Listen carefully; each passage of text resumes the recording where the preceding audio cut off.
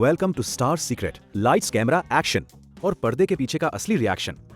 एक मिनट के लिए सोचिए, शाम का वक्त है, घर पे सब शांत है और अचानक दरवाजे पर कोई दस्तक देता है और वो कोई और नहीं बल्कि गुस्से से भरे संजय दत्त हैं, और वो भी आपको पीटने के इरादे से।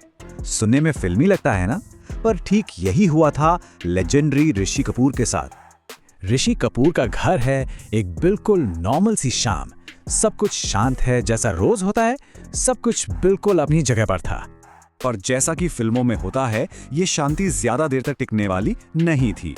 अचानक बाहर से एक चीखने की, एक गुस्से भरी आवाज आती है। कोई ऋषि कपूर को नीचे आने के लिए चैलेंज कर रहा है, ललकार रहा है। अब ऋषि कपूर नीचे जाते हैं देखने कि आखिर माजरा क्या है, और दरवाजे पर कौन खड़ा था? संजय दत्त।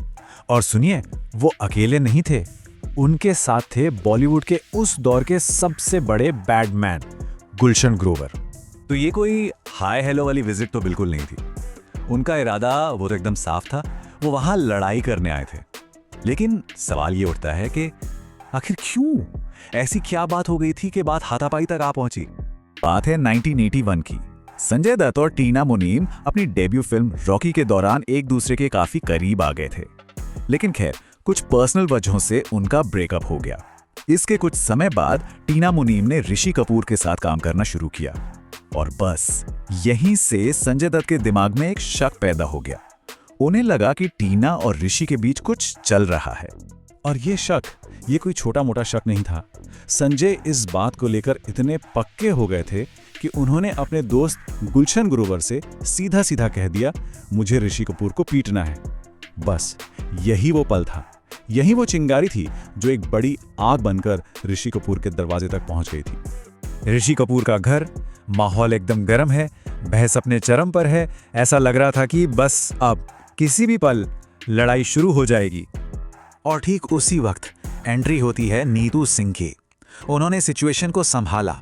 उन्होंने संजय दत्त को बड़े ही आराम से समझाया, उन्हें यकीन दिलाया कि ये अफेयर वाली बात पूरी तरह से बेबुनियाद है, इसमें कोई सच्चाई नहीं। और जानते हैं, उनकी बात का असर हुआ। दोनों शांत हुए, बैठकर बात करने को राजी हुए, और देखते ही देखते सारी गलतफहमी दूर हो गई। तो इस तरह एक बहुत बड़ी लड़ाई जो होने ही वाली थी वो टल गई। मामला शांति से निपट गया। लेकिन रुकिए, कहानी अभी खत्म नहीं हुई है। असल में इस कहानी में एक ऐसा ट्विस्ट आना बाकी था, एक ऐसा मोड़ जिसके बारे में उस दिन वहां मौजूद किसी ने सपने में भी नहीं सोचा होगा। चलिए अब कहानी को कई साल आगे लेके चलते हैं। समय बदला और फैसला हुआ कि संजय दत्त की जिंदगी, जो कि खुद किसी फिल्म से कम नहीं थी, उस पर एक बायोपिक बनाई जाएगी। और अब सुनिए, सबसे हैरान करने वाली बात, उस बायोपिक में संजय दत्त का रोल किसने प्ले किया? किसी और ने नहीं बल्कि ऋषि कपूर के बेटे रणवीर कपूर ने। सोचिए, जिस इंसान को संजय दत्त कभी पीटने के लिए उनके घर पहुंच गए थे, सालों बाद उसी इंसान का बेटा पर्दे पर उनकी जिंदगी जी रहा था। इसे ही तो कहते हैं जिंदगी का सर्कल पूरा होना। एक गलतफहमी जो दुश्मनी में बदल सकती थी, वो आखिर में एक ऐसी रिश्तेदारी में बदल गई जो सिनेमा के इतिहास में हमेशा के लिए दर्ज हो गई। तो एक गलतफहमी की वजह से होने वाली लड़ाई से लेकर एक ऐसी यादगार फिल्म तक जिसने दो परिवारों की पीढ़ियों को जोड़ दिया, ये कहानी वाकई हमें माफी, वक्त और किस्मत के अजीबोगरीब खेल के बारे में बहुत कुछ सिखाती है ना? Thanks for watching and please subscribe to our channel. मिलते हैं अगले सीक्रेट के साथ। Bye bye.